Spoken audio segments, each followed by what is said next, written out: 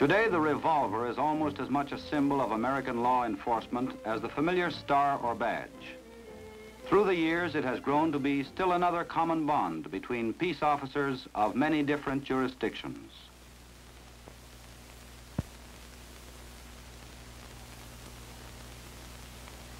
There is a revolver to suit almost any taste. Some officers like a plain model with simple holster to match, such as those issued as regular equipment to special agents of the FBI. Others may prefer an ornate, nickel-plated gun, such as this automatic pistol, with intricate engravings and a tooled leather holster to match. Take your pick, but remember one thing. Plain or fancy, a revolver is no mere ornament or decoration. It's a most important and vital piece of your official equipment. Learn to use it safely and effectively. Your own life or that of someone else may depend on how well you handle it. Always remember that a loaded revolver is no respecter of persons. It will kill anyone at whom it is pointed, whether that person is the holder of the weapon, the criminal, or an innocent bystander. Never point your revolver at anyone unless you are justified and are ready and willing to kill that person. In combat training, emphasis must be given to shooting double action at close range, for this most nearly duplicates the situation that may lie just around the corner for any officer on duty.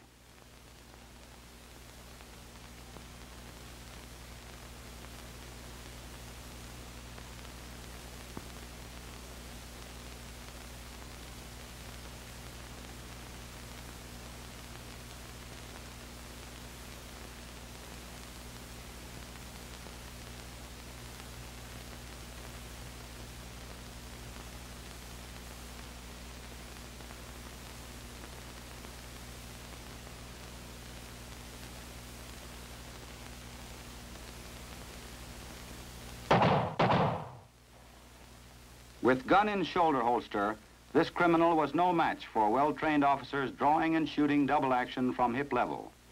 Remember, this is the fastest method of firing. It is accurate and effective up to 10 yards.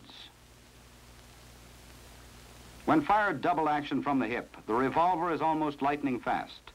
The weapon is cocked and fired in one continuous motion of the trigger finger on the trigger.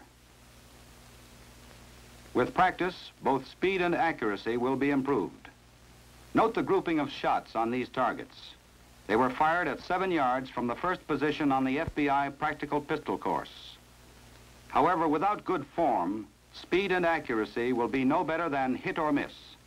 Above all, learn good form and practice it religiously.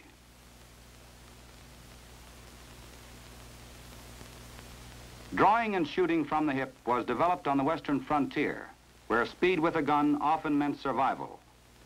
Western style shooting with single action revolver was inaccurate compared to modern hip level shooting.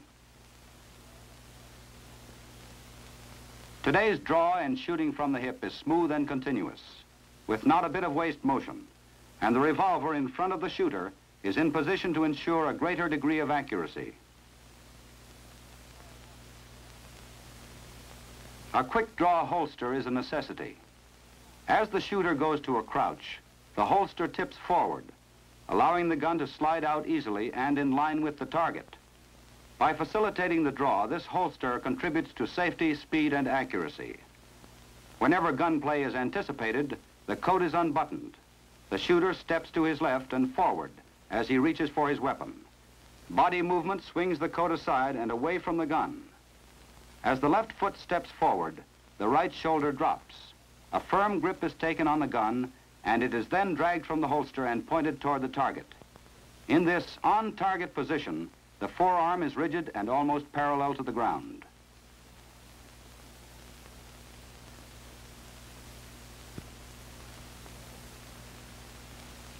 Your grip is of utmost importance in double-action shooting.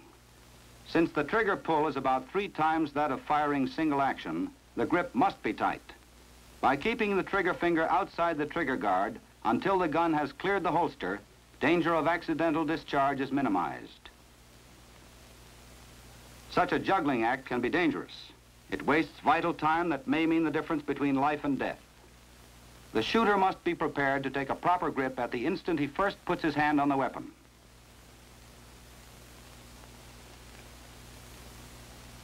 Control of the trigger is another essential. Insert the trigger finger to the first joint or even further. Keep the wrist stiff and the grip tight. Pull the trigger steadily and evenly. Only the trigger finger is moved. Use the other fingers to maintain a tight grip on the weapon.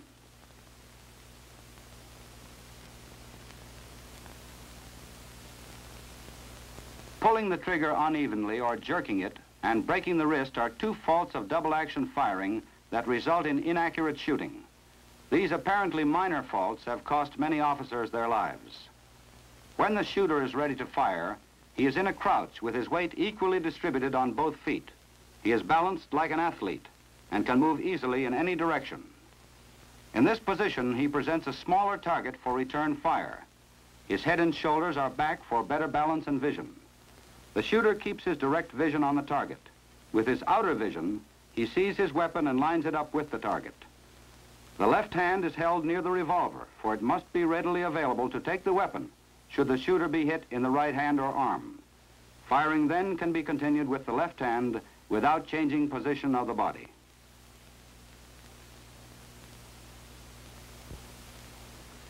This student illustrates the rule that when the weapon is returned to its holster, the other hand must not assist in any way. Use only the shooting hand. Never cover the opposite hand when holstering your revolver.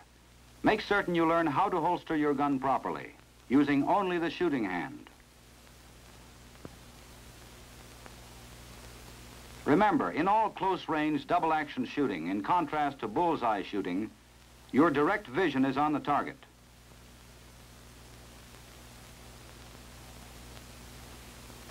Firing from hip level, the gun will be seen in the outer vision. Your direct vision is still on the target.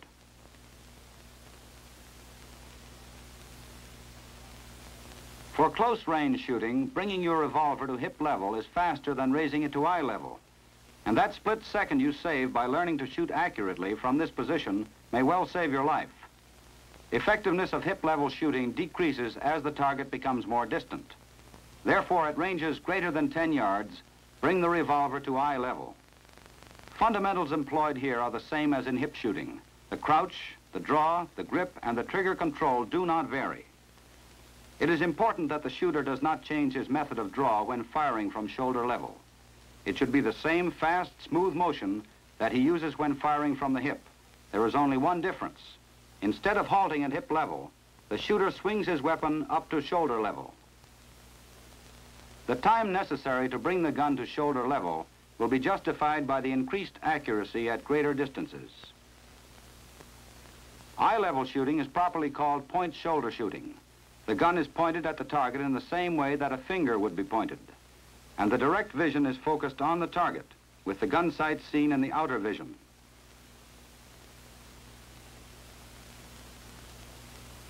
A basic principle in defensive combat shooting is to make yourself as small a target as possible for return fire. The officer in a crouch position is a smaller target than if he were standing upright. In the kneeling position, he further decreases his target size. To assume this position, take a short step forward and to the left. The other knee goes to the ground, and at the same time, the shooter draws his weapon as for hip or point shoulder shooting. In addition to being a smaller target, the shooter has adopted a steady position. He is still mobile and can move quickly if it is necessary to do so. Maximum protection from return fire is afforded in barricade shooting. Shooting with either the left or right hand, this training simulates the time when you may have to use a building, a telephone pole, or an automobile for cover.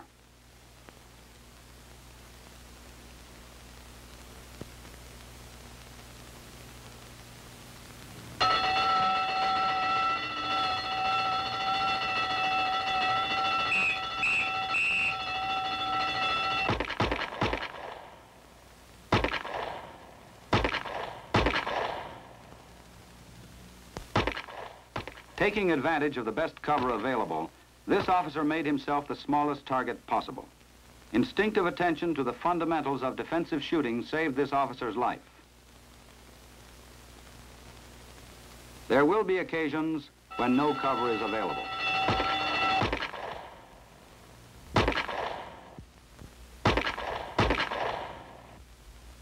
This officer learned his defensive positions well. with no cover available, he dropped to the prone position. With his feet together, he made himself as small a target as possible. And in this support position, accurate shooting up to 75 yards is possible. Constant practice in the fundamentals and positions of revolver shooting is required if a law enforcement officer is to achieve and maintain that shooting skill that one day may save his life. For those in training at the FBI Academy at Quantico, Virginia, a number of disabled weapons are available for such practice.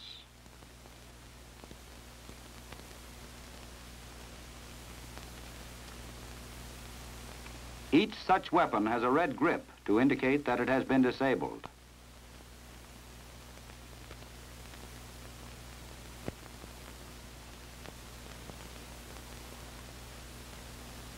Here, before a full-length mirror, a man can correct flaws in his stance, his grip, and his defensive positions.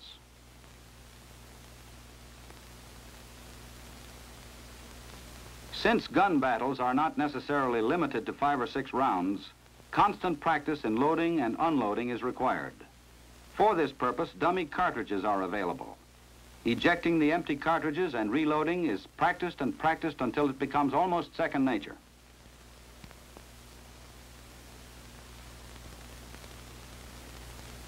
Any police department can easily disable a weapon that is beyond economical repair simply by removing its firing pin. After the disabled guns have been given distinctive red markings, they can be used in the squad room or training school. Dry firing and position practice can be accomplished safely with such distinctively marked disabled weapons.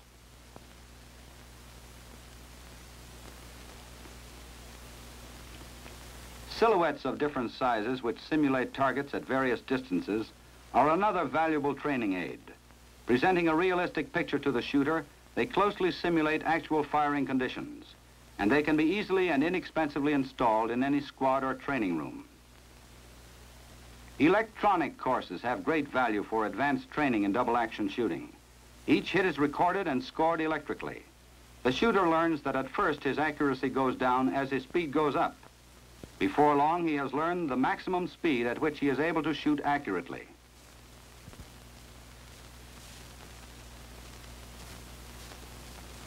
On the electronic dueling course, students are in direct competition. Here, essential speed and accuracy are developed under conditions similar to an actual gun battle. Through electronic control devices, the winner is determined with split-second accuracy.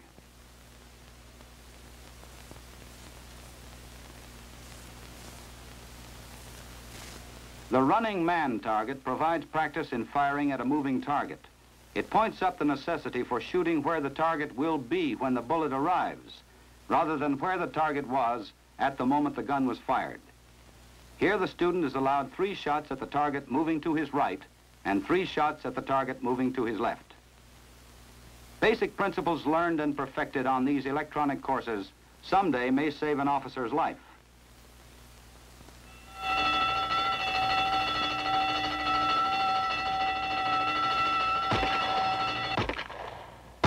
The officer fired from the hip to get the first burglar.